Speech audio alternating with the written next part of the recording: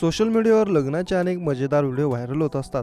येथील काही फनी असतात जे बघितल्या लोटपोट होऊन हसायला येतं, तर काही व्हिडिओ पाहून आश्चर्य वाटतं. असे व्हिडिओ युजर्सना आवडतातही आणि ते शेअर करून त्यावर कमेंट्सही करतात. लग्न समारंभांमध्ये नेहमीच गमती जमती चालत राहतात. अनेक नवरी नवरदेव गंमत करतात, तर काही पाहुणे त्यांची मजा घेतात. खास करून नवरदेवाच्या किंवा नवरीच्या कलवऱ्यांची तर लग्नात हमखास चर्चा असते.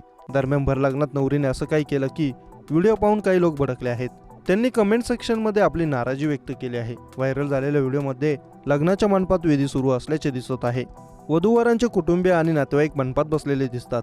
नवरदेव आपल्या वधूच्या गळ्यात मंगळसूत्र घालत असतो. अशात नवरी असे काही करते ज्यामुळे नवरदेव लाजू लागतो.